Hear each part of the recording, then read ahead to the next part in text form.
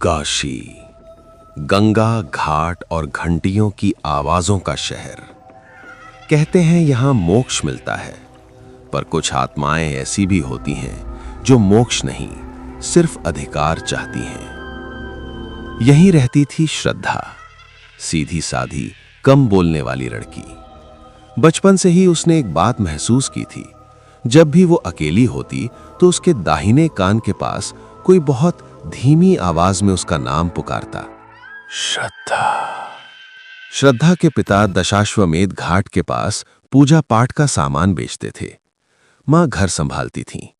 साधारण सा परिवार, पर हाल ही में घर में कुछ बदलने लगा था। श्रद्धा को बार बार चोट लगने लगी।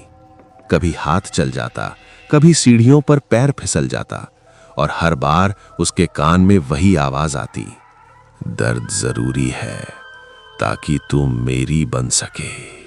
उसी दौरान उसकी जिंदगी में आया एक अजनबी लड़का, शांत, पढ़ा लिखा और बनारस के इतिहास पर रिसर्च करने वाला। पहली मुलाकात में ही उसने कहा, तुम्हें पता है, कुछ शक्तियां इंसान को कान के रास्ते अपना बना लेती हैं।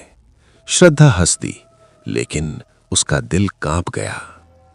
एक रात श्रद्धा ने देखा, उसकी मां दिए के सामने बैठी थीं, बिना पलक झपकाए बस जलती लौ को देख रही थीं। पिता मंदिर में मंत्र उल्टे पढ़ रहे थे, और उसी पल श्रद्धा के कान में पहली बार एक और आवाज गूंजी, वो लड़का मेरा है, तू उससे दूर रह। डर के मारे श्रद्धा रो पड़ी। जब उसने उस लड़के को कॉल किया तो उसने गंभीर आवाज में कहा, अगर आवाजें बढ़ रही हैं तो इसका मतलब है वो अब जाग चुकी है। उसने श्रद्धा को अमावस्या की रात मणिकर्णिका घाट बुलाया। उसी रात श्रद्धा ने सपना देखा, एक औरत सफेद साड़ी में, चेहरा जला हुआ, आंखें पीली, हवा में तैरती हुई। वो औरत उस लड़के के कान में कुछ फुसफुसा रही थी, और लड़का बिना विरोध उसके पीछे पीछे चल रहा था। नींद खुली तो श्रद्धा के कान में तेज आवाज गूंजी, आज तू उसे देखेगी।